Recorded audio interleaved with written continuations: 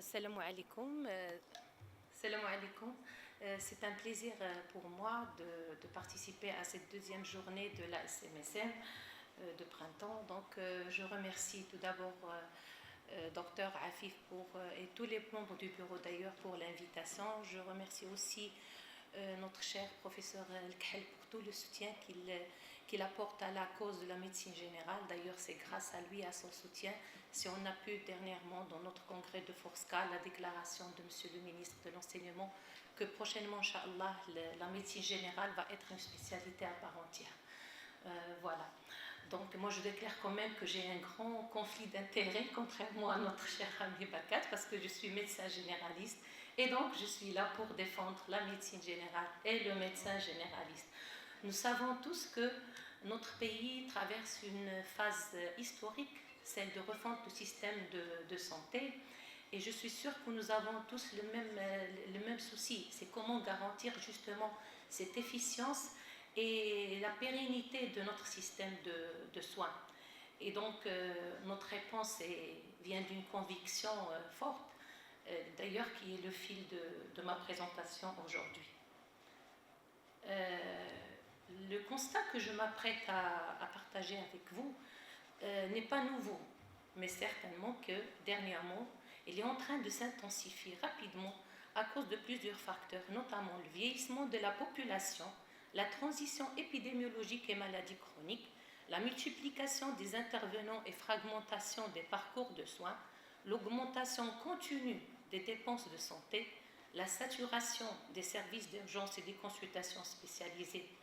Et donc, la question centrale qui vient devant ce constat, c'est comment garantir des soins accessibles, coordonnés, efficients et équitables. Le constat, c'est-à-dire devant cet état de lieu, ça nous ramène à deux défis majeurs.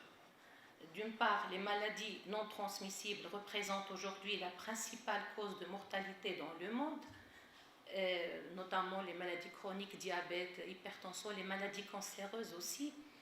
De l'autre part, on a plus de 70% des consultations aux urgences hospitalières, selon l'OMS, concernent des situations non urgentes, à vrai dire, qui pourraient être prises en charge en soins primaires. Le graphique, d'ailleurs, nous met en face d'une équation complexe qu'on doit résoudre. Quand on voit le centre du cercle, qu'on peut appeler le centre du problème, on voit 74% des décès par les maladies non transmissibles, à cause justement, comme on a dit, de la population vieillissante, des explosions des maladies chroniques, la saturation hospitalière avec 70% des non urgents. Et donc, comment, face à ce triple fardeau, on peut trouver la réponse médicale adéquate? Certes, c'est revenir à la base, comme on dit chez nous, alors c'est revenir aux soins primaires, c'est revenir au premier recours. Et le premier recours, on le sait, c'est le médecin généraliste, médecin de famille. Alors redéfinissons le médecin généraliste. Selon l'OMS et la ONCA, le médecin généraliste est le médecin de premier recours qui assure des soins globaux et centrés sur la personne, une prise en charge continue, la prévention et le dépistage, la coordination du parcours de soins, l'accompagnement du patient tout au long de sa vie. C'est dire que le médecin généraliste est le spécialiste de la personne et non d'un organe. Certes, dire que le médecin généraliste est le spécialiste de la personne, c'est une vision forte. Mais comment ça se traduit sur le plan pratique, si on veut dire, et dans la pratique quotidienne du médecin? Cela nous ramène à parler au vif du sujet d'aujourd'hui, qui est le profil du médecin généraliste, qui s'articule autour d'une triple expertise. On a l'expertise clinique, ça veut dire que le médecin généraliste va assurer le diagnostic précoce et prise en charge des urgences courantes, le suivi des maladies chroniques, la prise en charge de la santé mentale, et puis bien sûr une approche transversale chez l'enfant, la famille, le sujet âgé et la femme. Il y a aussi, c'est très important, une expertise relationnelle, l'éducation thérapeutique du patient. On sait très bien que cette éducation thérapeutique, c'est primordial, si on peut dire, de la prise en charge de toutes les maladies et surtout les maladies chroniques. Le médecin de famille, par sa proximité avec le malade, il a la chance, disons, ou il a l'opportunité de voir ce malade dans différentes consultations, pas pour la même pathologie. Il peut le voir au cours de l'année plusieurs fois pour plusieurs pathologies. Et donc, il peut toujours profiter de cette consultation pour donner des conseils, pour rectifier, pour régulariser. Donc là, c'est une opportunité qui ne peut être presque que chez le médecin de famille ou médecin généraliste. La communication efficace, bien sûr, parce qu'il y a quand même une complicité, il y a une relation qui dure des années. L'approche familiale et communautaire qui est très importante, les dépistages justement des maladies chroniques, le diabète, il connaît la famille, il connaît les enfants, les grands-parents, et donc il va cibler son dépistage chez certaines familles qu'il connaît bien où il y a le risque. Enfin, il y a l'expertise organisationnelle parce qu'il y a la coordination avec les spécialistes, la gestion du parcours de soins, l'orientation pertinente des patients pour justement éviter le nomadisme médical. Alors, cette expertise n'est pas le fruit de hasard, à vrai dire, mais c'est fondé sur des fondements, c'est-à-dire académiques et scientifiques, qui a été montré et qui a fait de la médecine générale une spécialité à part entière, avec un corpus scientifique spécifique, des compétences propres, une démarche clinique centrée sur le patient, une prise en charge globale et longitudinale, une formation universitaire dédiée et des référentiels scientifiques. Ceci revient à dire que la médecine générale est la spécialité de la complexité et de la globalité.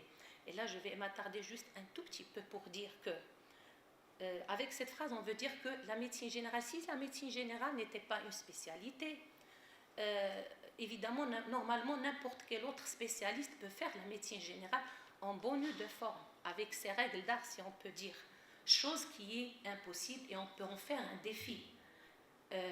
On sait tous qu'on a laissé pas mal de fois nos amis, nos confrères spécialistes qui nous remplaçaient parfois dans nos cabinets, et je vous jure que chaque fois que je revenais moi personnellement, j'ai des amis gastro, j'ai des amis gynéco qui ont été, ils me disent texto, c'est impossible comment le médecin généraliste fait pour gérer toutes ces pathologies et passer de l'adulte à l'enfant, de la gynéco à la psychiatrie, et tirer chaque fois les recommandations et c'est-à-dire s'adapter aux différentes. C'est pas vraiment facile. Donc, et de même d'ailleurs, le médecin généraliste ne peut pas prétendre qu'il peut exercer l'activité d'un spécialiste juste parce qu'il a un DU. Avoir un DU de diabéto ne veut pas dire qu'il ne fera pas d'un généraliste un endocrino. Avoir un DU de gynéco, il ne fera pas de lui un gynécologue. Donc on doit savoir et respecter les spécificités de chaque discipline. Alors voilà. Là, si on fait, donc on vient à ce qui se passe ailleurs, si on fait un benchmarking à travers international, on voit que la plupart des pays développés, Royaume-Uni, l'Espagne, Portugal, Canada, et ainsi de suite, depuis longtemps, ils ont adopté la médecine générale en tant que spécialité à part entière. De plus, ils l'ont adopté comme le médecin généraliste comme porte d'entrée. Donc ça, c'est depuis des années. Pourquoi le médecin généraliste en tant que porte d'entrée de système de soins? Ce n'est pas un rôle administratif, non. C'est parce qu'il va assurer, et il peut assurer le premier contact, le suivi longitudinal, l'orientation appropriée, la coordination avec les spécialistes, la rationalisation des prescriptions et des examens. Et ça, c'est très important. Donc, on peut dire que ce médecin généraliste ou médecin de famille, il va nous fluidifier le parcours de soins. Et ça, c'est très important pour avoir chaque citoyen, pour que chaque citoyen soit le bon patient, au bon endroit, au bon moment. Le médecin généraliste porte d'entrée est la clé de voûte des soins de santé primaires, qui sont les fondements des systèmes de santé performants. D'ailleurs, selon l'OMS, le renforcement dans les pays à revenus faibles et intermédiaires pouvait sauver 60 millions de vies et augmenter l'espérance de vie mondiale d'ici 2030. D'ailleurs, quand on voit cette diapo, on voit comment les soins primaires s'articulent autour d'une socle de performance. Les soins primaires, à la base, ce n'est pas une simple brique, mais c'est plutôt ces fondements qui permettent l'accessibilité, l'équité, la continuité, la coordination et la maîtrise des coûts. Donc, pourquoi un parcours coordonné de soins? C'est sûr que ce n'est pas une simple réorganisation, mais c'est une stratégie. Les pays qui l'ont adopté, c'est parce qu'ils ont fait une stratégie qui doit répondre d'ailleurs à 2 niveaux. Pour le patient, ça va assurer la continuité des soins, l'accessibilité, la vision globale, la prévention. Et depuis tout à l'heure, on parle de la prévention, le rôle de la prévention dans la santé des citoyens, la coordination. Pour le système de santé, ça va permettre une rationalisation des dépenses, une réduction des actes inutiles, un désengorgement des urgences, une optimisation des ressources. Alors, si on laisse la théorie et on passe aux faits, les données de l'OCDE sont sans appel. Les systèmes des pays avec médecins traitants ont des coûts de santé 15 à 20 fois plus faibles, à résultats de santé équivalents ou supérieurs. Juste entre parenthèses, l'OCDE, c'est l'Organisation de coopération et de développement économique.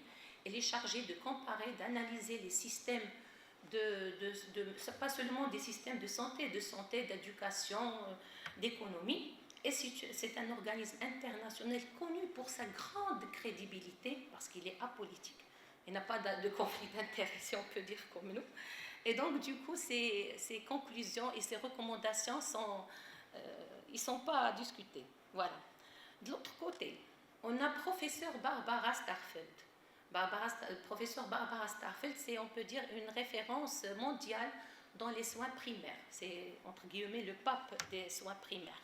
Elle a mené plusieurs recherches scientifiques, épidémiologiques, et qui ont démontré d'une façon indiscutable que les soins primaires forts sont associés à une mortalité plus faible, une meilleure espérance de vie, moins d'inégalités de santé, meilleur contrôle des dépenses et une meilleure satisfaction des patients.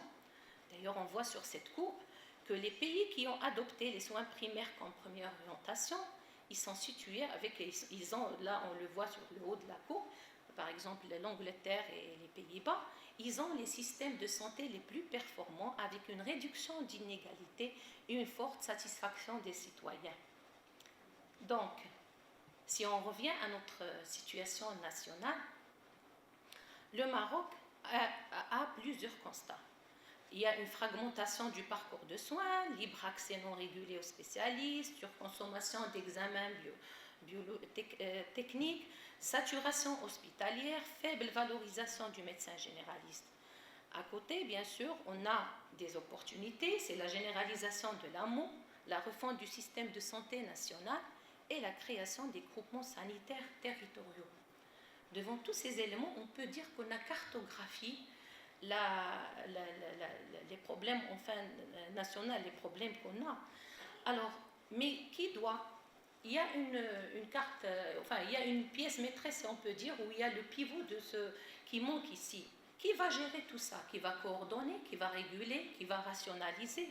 Il nous faut quand même un médecin qui doit faire ça, et je crois que tout le monde est d'accord pour que c'est le médecin généraliste, le médecin de proximité qui peut faire ça. Donc, je suis sûre que certains vont dire, oui, d'accord, on est tous d'accord, il n'y a pas de discussion sur ça, le médecin généraliste est le mieux placé pour faire ce travail.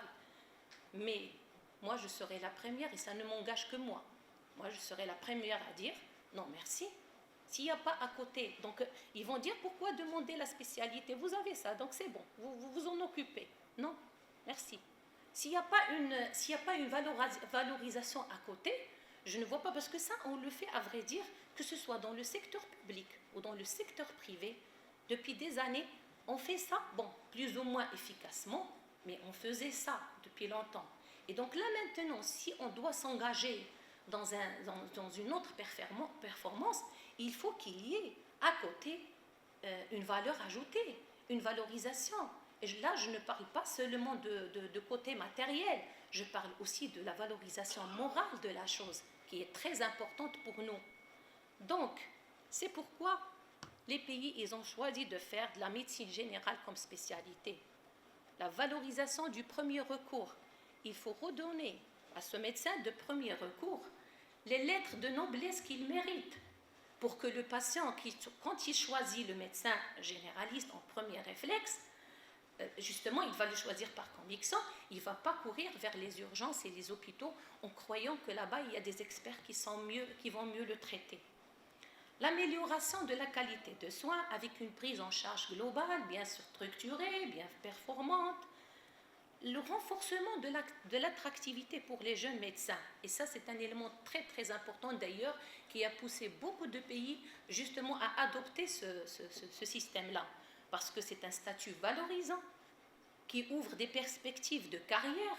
Et donc, justement, parce qu'à un certain moment, même dans les autres pays, et je crois qu'on est en train d'y aller. Hein, et quand on voit le nombre de jeunes médecins qui déposent pour partir ailleurs, ben on comprend qu'il n'y a pas beaucoup d'attractivité déjà dans la médecine ici, et donc encore plus d'être médecin généraliste dans un pays où il n'est pas valorisé. Voilà.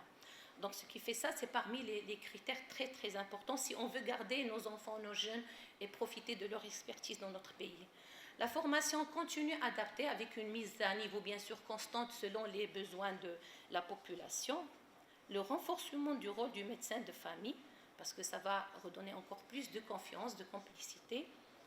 Et puis l'alignement sur les standards internationaux. Pourquoi les standards internationaux, ils ont choisi ça? Sûrement, ce n'est pas pour les beaux yeux des médecins généralistes ou d'autres, mais c'est parce qu'ils ont vu la confirmation, d'ailleurs avec des chiffres. Voilà l'impact économique de ce système coordonné. Moins 25% d'hospitalisation évitable, diabète, hypertension et ainsi de suite. Moins de 30% de désengorgement des services d'urgence. Et ils ont divisé par 4 les dépenses de soins. Donc le médecin traitant, il est le pilier de la soutenabilité de l'amour. Et si j'avais devant moi ici M. Chlou, le président, le directeur de l'ANA, j'allais lui dire qu'il devrait être le premier à défendre justement que la médecine générale devient une spécialité et que le médecin généraliste devient la porte d'entrée. Parce que quand on voit les dépenses qui se font justement parfois dans des examens spécialisés, et je me rappelle qu'il y a eu plusieurs topos, plusieurs présentations sur ça, on se dit c'est pas normal. Voilà. Donc, devant cet ensemble de preuves scientifiques, mais aussi des enjeux nationaux que nous avons détaillés, voilà nos recommandations.